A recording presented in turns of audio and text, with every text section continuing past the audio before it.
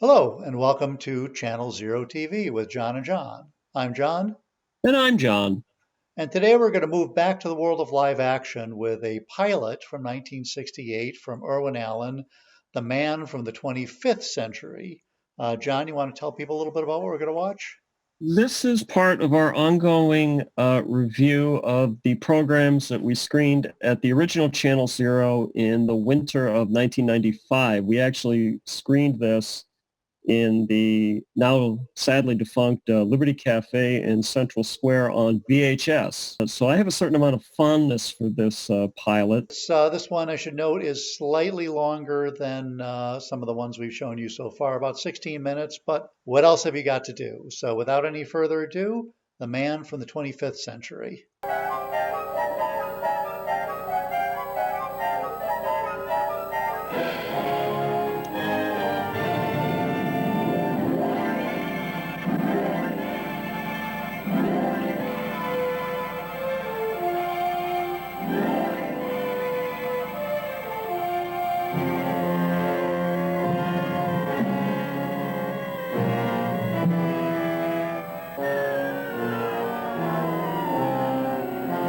Dimension factor. Can it be integrated through void 6? Yes. The factor is alpha 3 infinity over the Z spatial continuum.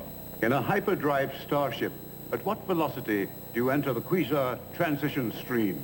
Omega 9 times the speed of light is the null point. Enough. Your Earth name, what is it? Robert Prentice. Tell us about your Earth identity, Robert. I am 27 years old. I was born on the planet Earth in the year 1951. Raised in the mid-continent American community of Topeka, Kansas. I was taken from that world as a child and teleported here to be trained for a mission of... Enough. Is the subject physically conditioned for anything he may meet on his return to Earth? Attack! Restrict. Negative protect. Aggress!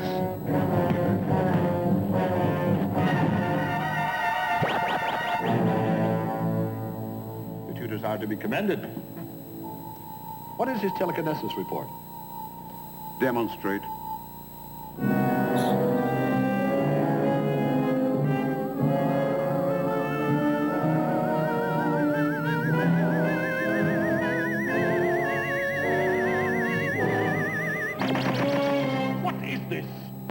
That required 150 milliseconds. That's a factor 3. You were given 20 years. What you have done in that time is not sufficient. Your lifespan, quota energy, is terminated. Was that necessary? It was my failure, not his. That is arrogance. Do you challenge the Supreme Command? Only on this matter. It seemed needless destruction. That is compassion. Your mind is still impaired with the corrosive traces of humanoid emotion. I am prepared for my mission. There will be no failure. That is pride, another earthling defect. But we have no more time. The moment has come for you to return to Earth. Your mind has been cleansed of all false loyalties, and you're aware that people of your world are still ruthless, cruel, and stupid children. We are 500 years ahead of you. Believe in us.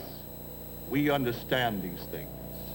And remember, your mission to destroy the Earth Project Delphi is vital. If any seek to hinder you, they must be destroyed. Destroy without hesitation. Destroy without conscience, and destroy without thought. Destroy.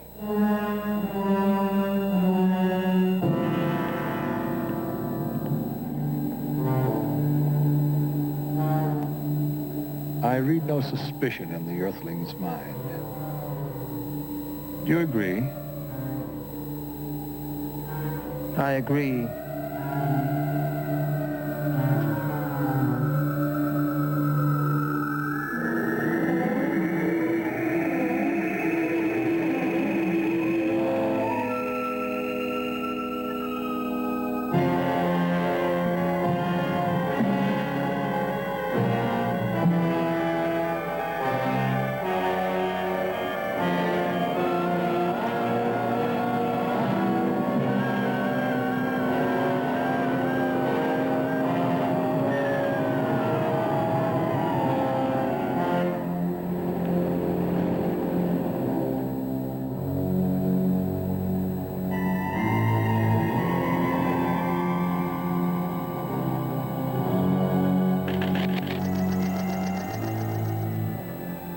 For the first time in your conscious life, you will see other humanoids native to your world.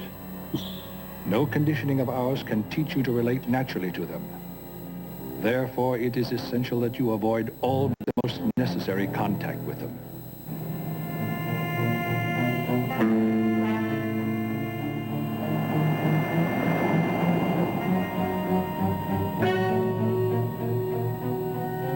Mr. Prentice, the voice you hear is coming to you from Project Delphi.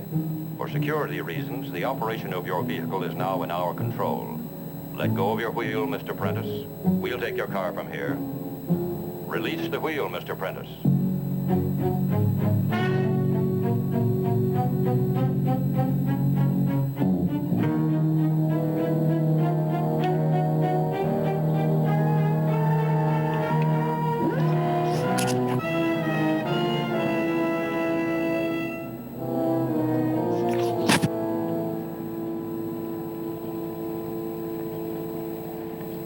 Welcome to Project Delphi. Please come forward, Mr. Prentice.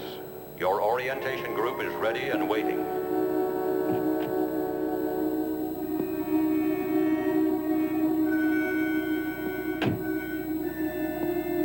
I would appreciate your giving this your personal attention and highest priority.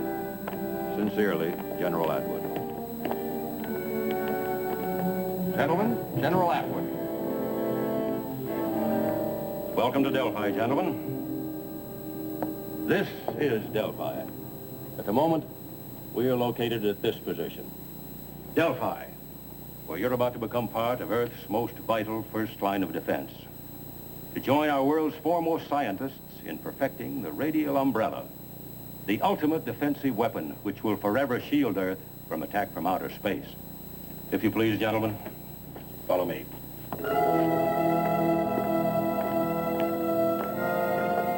Begin your preliminary orientation. We are now at Blue Level 3. From this point, the project descends more than 1 mile into the center of the Earth. This way, gentlemen.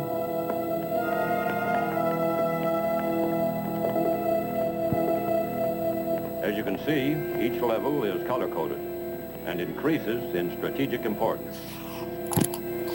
Gentlemen,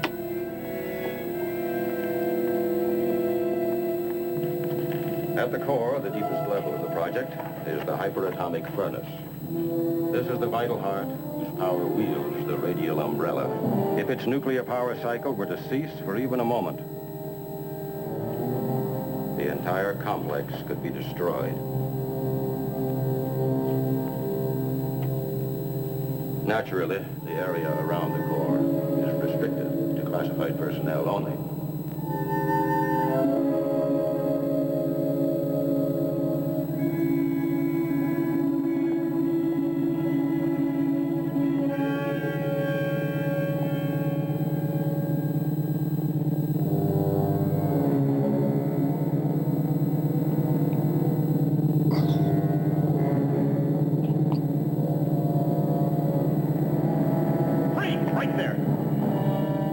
You got down here, mister, but you're in a lot of trouble unless you come up with some pretty good explanation.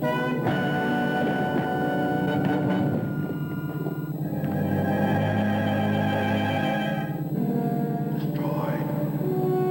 Now! Destroy!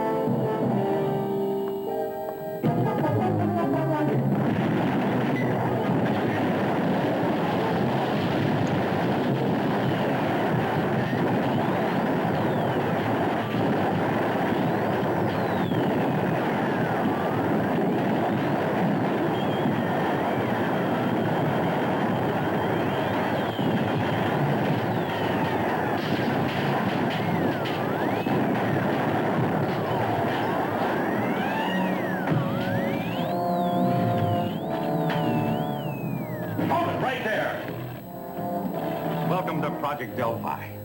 I'm Carl Baldwin. We've been expecting you. A small death force must be sent to Earth. This human residue of our failure possesses too much knowledge. He cannot be allowed to survive. He must be destroyed.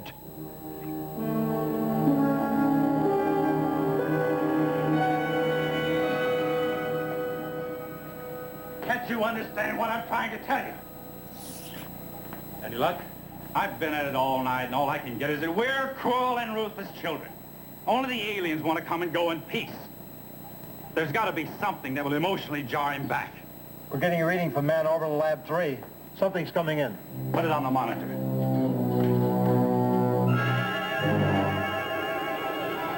Mole 3 to Project Delphi. Flying object bearing straight in. No change in headings. No evasive action. It looks like this one isn't just another peaceful visitor. We've picked them up. Alien space vehicle at 11,000 miles and approaching Earth atmosphere. Activate radio umbrella. Activate! Activate!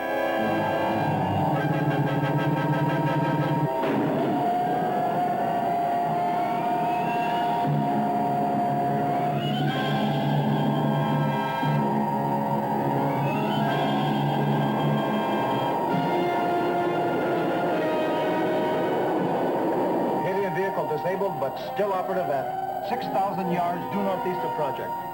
There's a small gas station settlement up there. Alert them.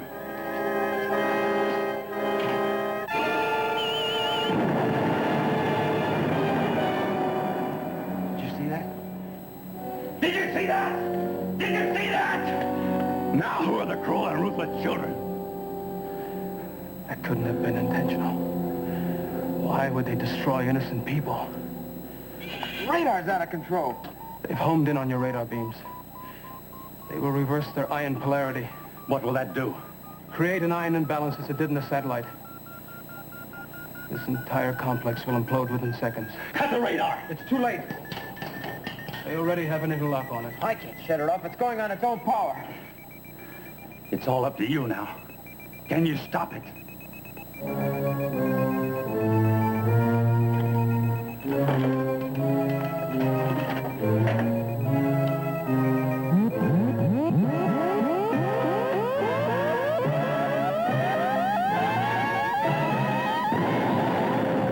We did it. We beat them. You think so? You really think so? What's happening to us? All personnel, stay at your stations.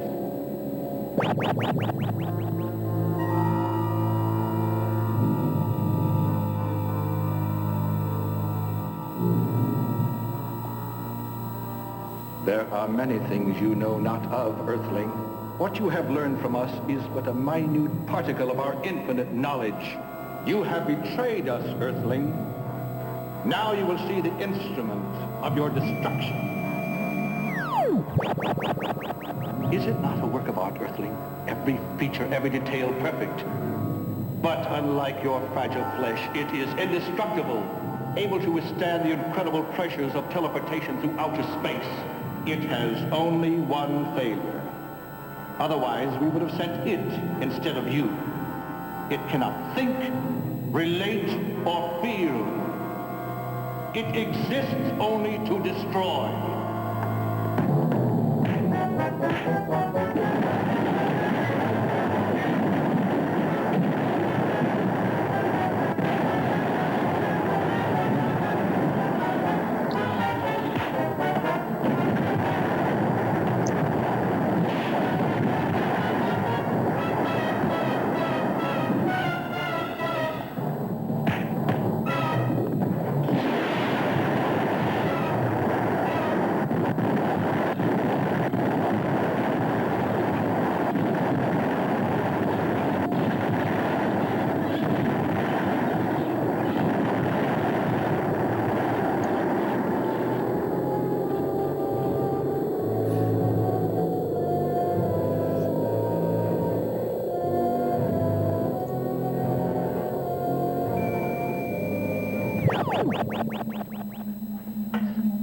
Are you all right? What happened? It's beyond your ability to comprehend. Is it over? Is it really over? No, it's not over. I'm afraid it's just the beginning.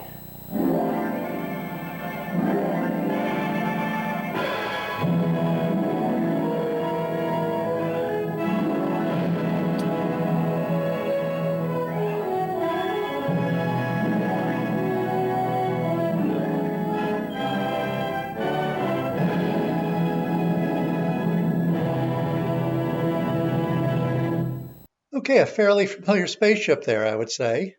All your favorite explosions. And we should note that Irwin Allen is also responsible for Lost in Space that John and I grew up out with, but also Land of the Giants, Voyage to the Bottom of the Sea, a lot of the great 60s sci-fi action pictures. And this one had a lot of the sort of trademarks, actually reused a lot of the sound effects and music also, it seems. Very little original footage in this thing. They even reused the Jupiter 2's reentry sequence from the first season of Lost in Space. Admittedly, it's a tremendous sequence and it holds up perfectly today. But, Irwin Allen was a great believer in frugality and thrift, and recycling effect sequences, explosions and things was his calling card. This had some nice little sort of details. I liked his car emerging from the Jupiter 2. That was very special. That was probably half the budget right there.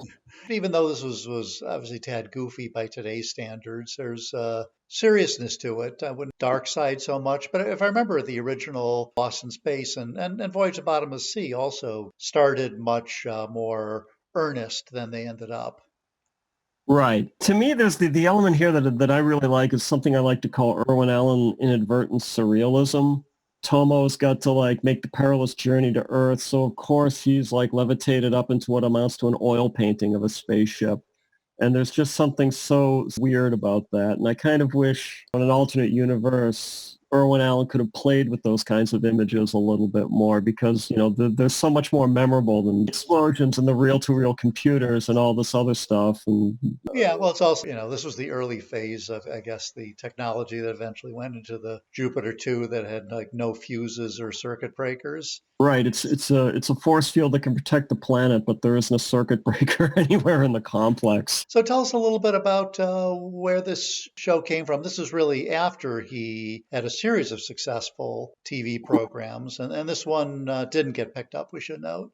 Well, this one has an odd sort of production history. James Darren, by the way, was one of the two stars of The Time Tunnel, which was literally Irwin Allen's only legitimate failure in the 1960s. It only ran 1 year. So Fox still had this guy under contract. And the original plan was to take this and do a backdoor pilot through Lost in Space. But I guess that was projected for the 4th season of Lost in Space, which never materialized because the show was canceled after 3 years. So at some point, he threw together this promo reel to kind of seek some money from the networks to either do a longer pilot or a TV movie or perhaps even move to a series. Nobody bid on that, but I do know that even after this, he commissioned a feature-length TV movie script, and that was circulating around Hollywood along with another pilot script that he had called City Beneath the Sea. The networks bid on City Beneath the Sea, so The Man from the 25th Century never got turned into a TV movie. But,